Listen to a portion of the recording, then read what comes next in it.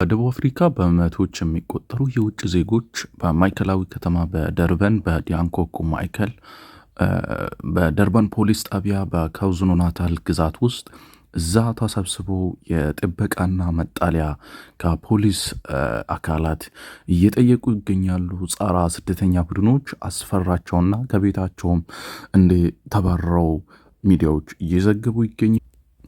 በአንዳንድ የአካባቢ ማህበረሰብ በተለይም የማርች ንቅናቄ ትልቅ ጸረ የውጭ ድርጅትና በአንዳንድ የሀገሪቱ ክልሎች ሰላማዊ ሰልፎች ላይ እንግልት፣ አድሎና ግድያ ዛቻ እየደረሰባቸው መሆኑን ቡድኑ ገልጸው በዛሬም በትላንትናው ዕለት በደርበን ፖሊስ ስቴሽን በራፍ ላይ መንግስት ከላይ ስጠን፣ ዩኤንኤ ጣልቃ ይግባልን፣ ከቤቶቻችን ተፈናቅለን ወጥተናል፣ አሁን ያለንበት ቦታዎችም ሴፍ አይደሉም ስሉ ደርበን አካባቢ ያሉ ስደተኞች አምርረው ወጥተው ውጪ ማደር ጀምረዋል። እስካሁን ከዩኤንኤም ሆነ ከደቡብ አፍሪካ መንግስት የተሰጣቸው ምንም የደህንነት ከለላም ሆነ ጥበቃ አልተደረጋቸውም። እስካሁንም ውጭ ቁጭ ብለው ስጋት ላይ እንዳሉም በደንብ እያስረዱ ይገኛሉ። ከነዚህ ውስጥ አብዛኞቹ የኮንጎ ዜጎች ሲሆኑ ሌሎች ተጨማሪ አፍሪካ ዜጎችም አሉ። ኢትዮጵያውያንና ሶማሊያውያንን ጭምር ሌሎች ሀገራትም ዚምባብዌን ጨምሮ ብዙ ስደተኞች በደቡብ አፍሪካ በካውዙኑ ናታል በደርበን ፖሊስ ስቴሽን በራፍ ላይ ቁጭ በማለት ሁለተኛ ቀናቸውን ይዘዋሉ። በደቡብ አፍሪካ ከጊዜ ወደ ጊዜ እየተቀሰቀሰ ያለው ችግር ስደተኞች ስጋት ላይ እንዲወድቁ ከማድረግ ባሻገር ሕይወትንም ንብረትንም እየወደመ ይገኛል። ለዚህም የአፍሪካ ህብረት እስካሁን በዚህ ጉዳይ ላይ ምንም አይነት ምክር ሀሳብም ሆነ በዚህ ጉዳይ ላይ ስብሰባ አለማድረጉ እንግዲህ አፍሪካውያን በአፍሪካ ተስፋ እየቆረጡ መሆኑንም እንደሌለም አመልካች ሆኖ እናገኛለን።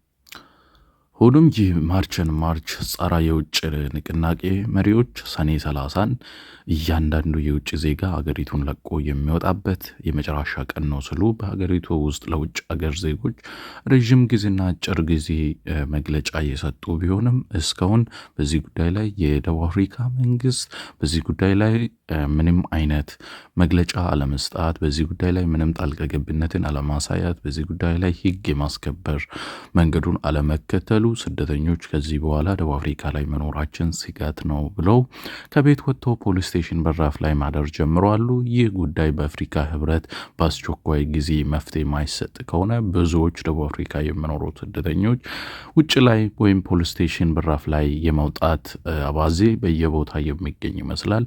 እንግዲህ በደቡብ አፍሪካ የተነሳው ይህ ጸረ ውጭ ንቅናቄ ብዙዎች ቤቶቻቸውን ጥለው ውጭ እንዲወጡ እንዲደበቁ ከማድረግም ባሻገር ንብረቶች በብዙ ቦታ ወድመዋል።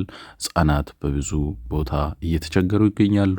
እርጉዝ የሆኑ እናቶች በ8 እና በ7 ወራቸው ውጪ ማደር ጀምረዋል። ይህ እንግዲህ በአፍሪካ ምድር ላይ ተሰምቶና ታይቶ የማይታወቅ አስከፊና አፍሪካውያን በአፍሪካ ስደተኛ ሆኖ የሚሰቃዩበት ሲቹዌሽን ነው። ደቡብ አፍሪካ ከዚህ 15 እና 10 ዓመት በፊት የነበራት ሂደትና አሁን ከቅርብ ጊዜ ወዲህ እያሳየች ያለው ስደተኛ ጣል እንቅስቃሴዎች ብዙዎችን ስጋት ላይ ጥሏል። ይህ ጉዳይ እንግዲህ ኢትዮጵያውያንና ሶማሊያውያንን ጭምር ከፍተኛ ጉዳትና የንብረት ውድመትን እያደረሰ ይገኛል።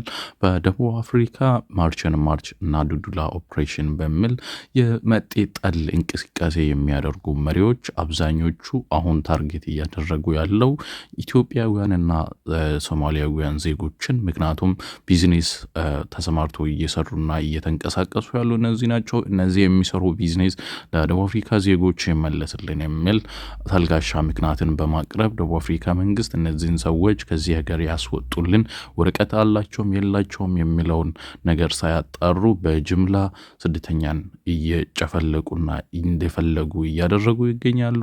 በዚህ ጉዳይ ላይ እንግዲህ ደቡብ አፍሪካም የኢትዮጵያ መንግስትም የሶማሊያ መንግስትም የአፍሪካ መሪዎችም በዚህ ጉዳይ ላይ ምንም እስካሁን ተመካክሮ ለስደተኛ ለስጋት መፍትሄ ያቀረቡት ነገር የለም።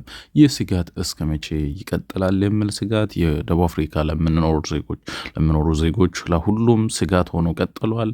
በዚህ ጉዳይ ላይ እንግዲህ መፍትሄ ብላችሁ የምታስቡት ሀሳብ አስተያየቶቻችሁን በኮሜንት ላይ አስቀምጡ። ለዛሬ የዘነው መረጃ ይህን ይመስል ነበር። መልካም ጊዜ